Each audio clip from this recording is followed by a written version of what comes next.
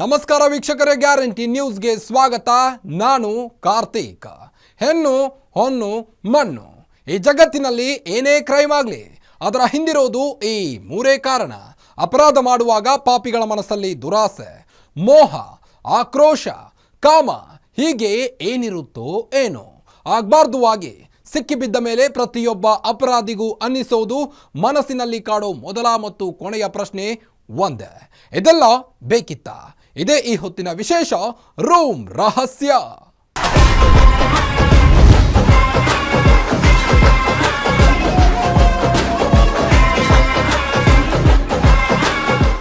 ಬೆಂಗಳೂರಿನ ಮಡಿವಾಳದ ಲಾಡ್ಜ್ನಲ್ಲಿ ಯುವಕನೊಬ್ಬನ ಶವ ಪತ್ತೆಯಾಗಿದೆ. ಈ ಸಾವಿಗೆ ನಿಜವಾದ ಕಾರಣ ಏನು ಇನ್ನೂ ಗೊತ್ತಾಗಿಲ್ಲ. ಅಲ್ಲದೆ ಕಳೆದ 9 ದಿನಗಳಿಂದ ಈತ ಮಡಿವಾಳದ ಗ್ರ್ಯಾಂಡ್ ಚಾಯ್ಸ್ ಲಾಡ್ಜ್ನಲ್ಲಿದ್ದ. ಈತನ ಜೊತೆಗೆ ಒಬ್ಬ ಯುವತಿ ಕೂಡ ಇದ್ದಳು. ಪ್ರತಿದಿನ ಲಾಡ್ಜ್ನ ಬಿಲ್ ಕಟ್ಟುತ್ತಿದ್ರು. ಆದರೆ ಶುಕ್ರವಾರ ಬಿಲ್ ಕಟ್ಟಿರಲಿಲ್ಲ. ಇದರಿಂದ ಅನುಮಾನಗೊಂಡ ಲಾಡ್ಜ್ ಸಿಬ್ಬಂದಿ ಎಷ್ಟು ಬಾರಿ ಕರೆ ಮಾಡಿದರೂ ಕರೆ ಸ್ವೀಕರಿಸಿರಲಿಲ್ಲ. ಇದರಿಂದ ಅನುಮಾನಗೊಂಡ ಸಿಬ್ಬಂದಿ ಪೊಲೀಸರಿಗೆ ದೂರು ನೀಡಿದರು. ಪೊಲೀಸರು ಬಂದು ನೋಡಿದಾಗ ಶವ ಪತ್ತೆಯಾಗಿದೆ. ಅದರ ಡೀಟೇಲ್ಸ್ ಎಲ್ಲಿದೆ ನೋಡಿ.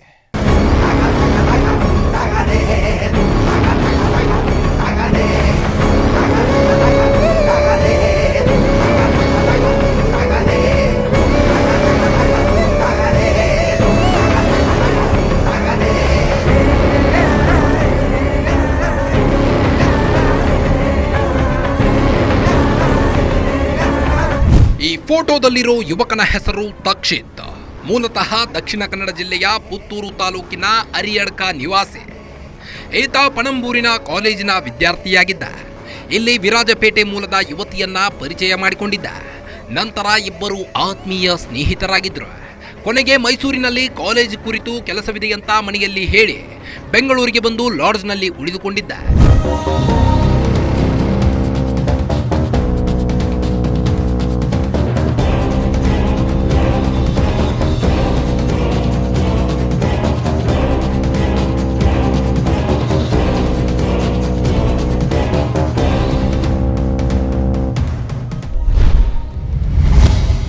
ಲಾಡ್ಜ್ನಲ್ಲಿ ಪತ್ತೆಯಾಯಿತು ಯುವಕನ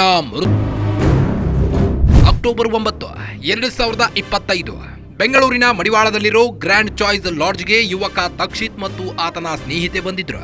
ಬೆಂಗಳೂರಿನಲ್ಲಿ ತಮ್ಮ ಕಾಲೇಜಿಗೆ ಸಂಬಂಧಿಸಿದ ಕೆಲಸವಿದೆಯಂತ ರೂಮ್ ಬುಕ್ ಮಾಡಿದ್ರು. ಇದಾದ ಬಳಿಕ ಲಾಡ್ಜ್ಗೆ ಫುಡ್ ಆರ್ಡರ್ ಮಾಡ್ತಿದ್ರಂತೆ. ಪ್ರತಿನಿತ್ಯ ಆಯಾ ದಿನದ ಲಾಡ್ಜ್ ಬಿಲ್ ಕೂಡ ಕಟ್ಟುತ್ತಿದ್ರು. ಸುಮಾರು ದಿನಗಳ ಕಾಲ ಲಾಡ್ಜ್ನಲ್ಲಿ ಉಳಿದುಕೊಂಡಿದ್ದಕ್ಕೆ ಕಾರಣವೇನು ಅಂತ ಲಾಡ್ಜ್ ಸಿಬ್ಬಂದಿ ಪ್ರಶ್ನಿಸಿದ್ದಾರೆ. ತಮ್ಮ ಕಾಲೇಜಿಗೆ ಸಂಬಂಧಿಸಿದ ಕೆಲಸ ಲೇಟ್ ಆಗ್ತಿದೆ, ಹೀಗಾಗಿ ಇನ್ನಷ್ಟು ದಿನ ಉಳಿಯಬೇಕಾಗಿದೆ ಅಂತ ಹೇಳ್ತಿದ್ರಂತೆ.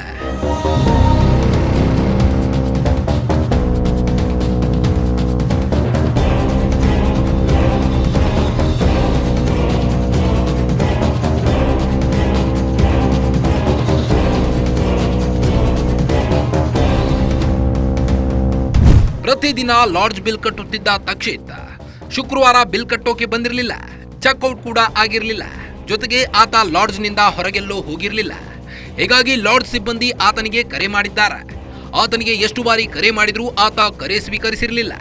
ಇದರಿಂದ ಅನುಮಾನಗೊಂಡ ಲಾಡ್ಜ್ ಸಿಬ್ಬಂದಿ ಪೊಲೀಸರಿಗೆ ಮಾಹಿತಿ ನೀಡಿದರು. ಪೊಲೀಸರು ಬಂದು ರೂಮ್ ಬಾಗಿಲು ತೆರೆದಾಗ ಯುವಕನ ಮೃತದೇಹ ಪತ್ತೆಯಾಗಿತ್ತು. ಆದರೆ ಸಾವಿಗೆ ನಿಖರ ಕಾರಣ ಗೊತ್ತಾಗಿಲ್ಲ.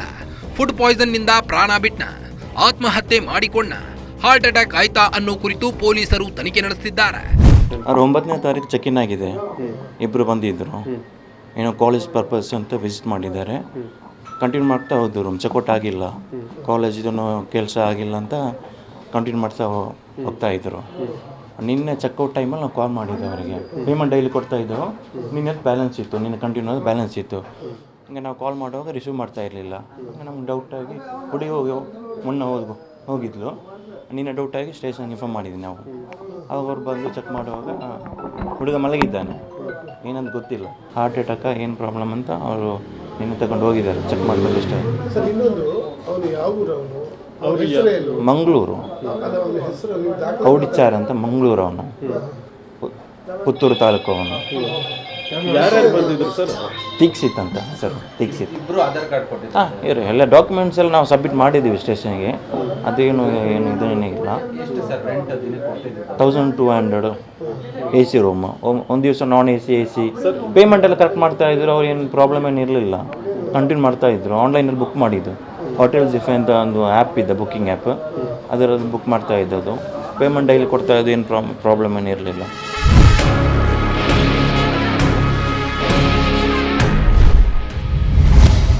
ರೂಮಿನಿಂದ ಹೊರ ಹೋಗಿದ್ದ ಯುವತಿ, ಯುವಕ ಸಾವು.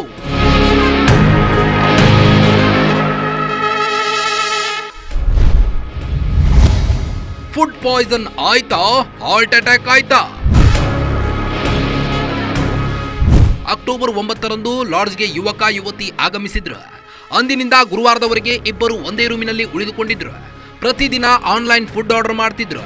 ಇದೇ ರೀತಿ ಗುರುವಾರ ಕೂಡ ಆನ್ಲೈನ್ನಲ್ಲಿ ಫುಡ್ ಆರ್ಡರ್ ಮಾಡ್ತಿದ್ರಂತೆ. ಆಹಾರ ಸೇವಿಸಿದ ಬಳಿಕ ಇಬ್ಬರಿಗೂ ಫುಡ್ ಪಾಯ್ಸನ್ ರೀತಿಯ ಲಕ್ಷಣಗಳು ಕಂಡು ಬಂದಿವೆ.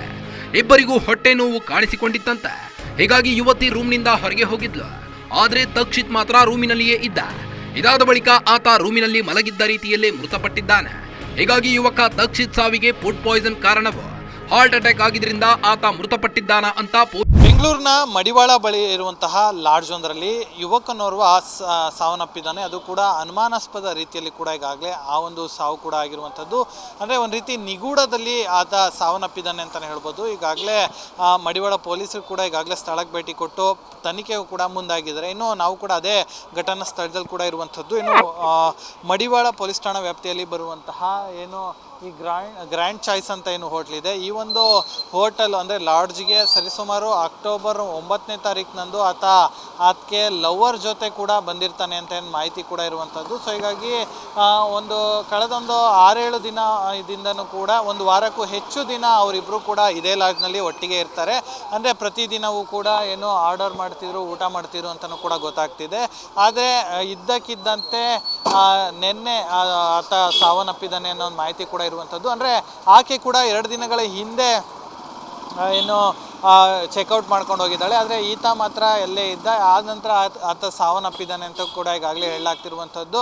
ಒಟ್ಟಿಗೆ ಊಟ ಮಾಡ್ತಿದ್ರು ಮತ್ತು ಒಟ್ಟಿಗೆ ಇದ್ದರು ಅಂತಲೂ ಕೂಡ ಈಗಾಗಲೇ ಮಾಹಿತಿ ಕೂಡ ಗೊತ್ತಾಗ್ತಾ ಇರುವಂಥದ್ದು.